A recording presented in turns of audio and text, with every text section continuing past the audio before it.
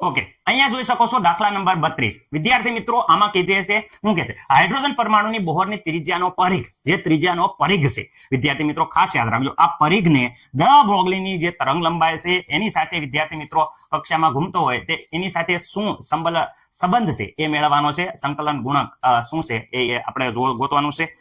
તો સર આ દાખલામાં શું કરવાનું, એક તો તમને એ ખબર હોવી પડે હાઇડ્રોજન પરમાણુની બોહરની ત્રિજ્યાનો જે પરિઘ છે એ આપણને ખાસ કરીને થોડાક સૂત્રો આવડવા પડે. સર કયા સૂત્ર આવડવા પડે?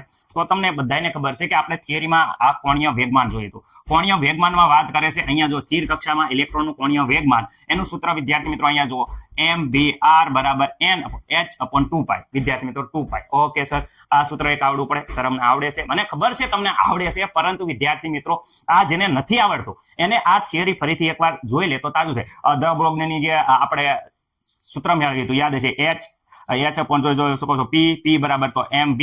આ બંને સૂત્રનો ઉપયોગ કરવાનો છે. એટલે વિદ્યાર્થી મિત્રો આ સૂત્ર થિયરી મેં મૂકી દીધી છે જેથી કરીને તમે થોડુંક મહિનો વહી ગયો હોય થિયરી ભણ્યાનો તો પાછું આ રિપીટ થઈ જાય અને તમને પાછા સૂત્ર બંને સૂત્રનો ઉપયોગ કરવાના છે. ઓકે, આવડી જાય. ચલો સર, તો તમે દાખલો ગણવાનો શરૂ કરો એટલે અમને આવડી જાય. ઓકે, હાઇડ્રોજન પરમાણુ છે એની બોહરની કક્ષાનો પરિઘ. પહેલા તો વિદ્યાર્થી મિત્રો આ ખબર હોવી પડે પરિઘનું સૂત્ર તો સર અમને 10મા ધોરણથી આવડે છે કે ભાઈ પરિઘ બરાબર થઈ જાય 2πr. ઓકે, વર્તુળનો પરિઘ તમને ખબર છે 2πr. ઓકે, પરિઘ બરાબર તમને ખબર છે. ઓકે સર, એ તો અમને આવડે છે.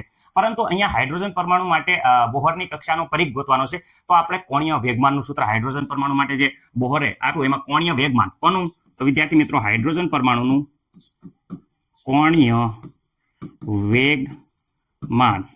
ઓકે, કોણીય વેગમાન બરાબર શું હતું વિદ્યાર્થી મિત્રો? તો બધાને ખબર હતી કોણીય વેગમાન અહીંયા mvr.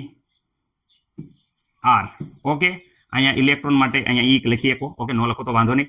ઓકે, અહીંયા વિદ્યાર્થી મિત્રો n ઇન્ટુ હું હતો h અપોન વિદ્યાર્થી મિત્રો 2π. ઓકે સર, અમને આવડી ગયું. આ સૂત્રમાં અમને કાંઈ પ્રોબ્લેમ નથી. ઓકે, તો આ સૂત્રમાં કાંઈ નથી પ્રોબ્લેમ તો દ બ્રોગલીનું સમીકરણ લખી નાખો. રેડી વિદ્યાર્થી મિત્રો? ઓકે, દ બ્રોગલી. તો વિદ્યાર્થી મિત્રો દ બ્રોગલી રેડી ની તરંગ લંબાઈનું સૂત્ર, ની તરંગ લંબાઈ બરાબર આપણને ખબર છે શું છે? તો અહીંયા વિદ્યાર્થી મિત્રો પાઈ બરાબર તમને બધાને ખબર છે શું હતું વિદ્યાર્થી મિત્રો? પાઈ બરાબર તો અહીંયા હતું h. Okay, h upon p. Okay, પણ p બરાબર તો બધાને ખબર છે વેગમાન બરાબર તો ready m upon v. Ready, દળ ઇન્ટુ વેગ. ઓકે, અહીંયા પ્લાન્ક અચળાંક h. ઓકે, હવે આ સૂત્ર તમે ધ્યાનથી જુઓ વિદ્યાર્થી મિત્રો. ઓકે સર, આ ધ્યાનથી જોયું. તો અહીંયા mv છે આપણે ઓલી સામેની બાજુ લઈ જઈએ તો અહીંયા થઈ જાય છે mv. ઓકે સર, mv બરાબર શું થઈ જાય h. આપણે આ પાય છે એ અહીંયા આવી ગયું. આ સૂત્ર વિદ્યાર્થી મિત્રો કોઈએ ભૂલવાનું નથી. સર અમે નહીં ભૂલીએ, કોઈએ ભૂલવાનું નથી. સર અમે ભૂલીએ જ નહીં ને. ઓકે, તો અહીંયા જોશો આ સમીકરણ નંબર 1 છે. ઓકે, હું અહીંયા કહું છું આ સમીકરણ નંબર 1 છે. ઓકે, અહીંયા સમીકરણ નંબર 2 છે. બંનેનો વિદ્યાર્થી મિત્રો આપણે ભાગાકાર કરી દઈએ. રેડી, અથવા તો વિદ્યાર્થી મિત્રો શું કરી શકીએ, બંનેને આપણે સરખાઈ દઈએ. તો પહેલું સમીકરણ છે અહીંયા જુઓ mvr. ઓકે, અહીંયા ઇલેક્ટ્રોન માટે લખી શકો. અહીંયા ઇલેક્ટ્રોનનું દળ લેવાનું છે એટલે હું ઈ નો લખું તો હાલે, અને બંને જગ્યાએ ઈ અહીંયા પણ ઈ લખી નાખો તો પણ હાલે, કારણ કે અહીંયા વિદ્યાર્થી મિત્રો ઇલેક્ટ્રોન માટે જ લેવાનું છે. ઓકે, હવે વિદ્યાર્થી મિત્રો એના બરાબર તો શું છે? તો અહીંયા જોઈ શકો છો n ઇન્ટુ h અપોન શું છે 2π.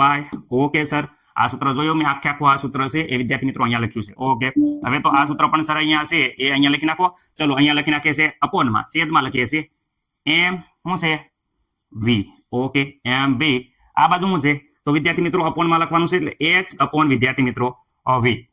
Okay sir, h upon lambda છે, v નથી. ઓકે, અહીંયા h અપોન લેમડા. ઓકે, હવે આ લેમડા છે એ ઉપર જશે વિદ્યાર્થી મિત્રો તો અહીંયા જોઈ શકો છો કે અહીંયા આવી જશે લેમડા, છેદનો છેદ ઉપર વહી જાય એટલે. ઓકે, તો અહીંયા મને નથી લાગતું કે કોઈને કઈ પ્રોબ્લેમ હોય. નથી સર, અમને એકદમ આવડ્યું. હવે જેટલું ઉડે છે એટલું ઉડાડી નાખો છે. ધ્યાન રાખજો અહીંયા જો m જ્યો m, v v, ઘટા સાવનકી ઘટા. ઓકે, અહીંયા વિદ્યાર્થી મિત્રો જો આ h આ h. ઓકે, બાકી જે વસ્તુ વધી એ આપણે લખી નાખીએ છીએ મસ્ત મજાના સારા અક્ષરે.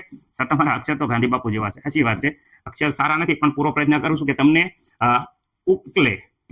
ઓકે, આ લખી નાખ્યું. અને એ સિવાય વિદ્યાર્થી મિત્રો અહીંયા ધ્યાનથી જુઓ તો અહીંયા વધ્યું છે આ પાય. ઓકે સર, ચલો અહીંયા વિદ્યાર્થી મિત્રો આપણે પરિઘ મેળવવાનું છે. પરિઘ બરાબર તો બધાને સર અહીંયા ખબર છે. રાઈટ, આ પરિઘ તો અહીંયા વિદ્યાર્થી મિત્રો આ બાજુ લઈ લઈએ તો અહીંયા જો 2π અહીંયા ભાગાકારમાં હતા, સામે જાય તો ગુણાકારમાં r. ઓકે, ઇન્ટુ અહીંયા શું થઈ જાય n ઇન્ટુ લેમ્બડા. ઓકે, જો તરંગ લંબાઈ સાથે આ સંબંધ આવી ગયો. એનો મતલબ એમ થાય શું છે કે અહીંયા વિદ્યાર્થી મિત્રો આ શું છે પરિઘ એ શું છે આ તરંગ લંબાઈ. કોની તરંગ લંબાઈ છે તો ધ બ્રોગલી. રેડી, ધ બ્રોગલીની શું છે તરંગ લંબાઈ.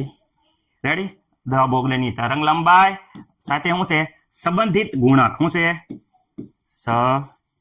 સંબંધી ગુણક. રેડી, n બરાબર તમે લઈ શકો, શું લઈ શકો n બરાબર 1 2 3 અપ ટુ તમે લખી શકો.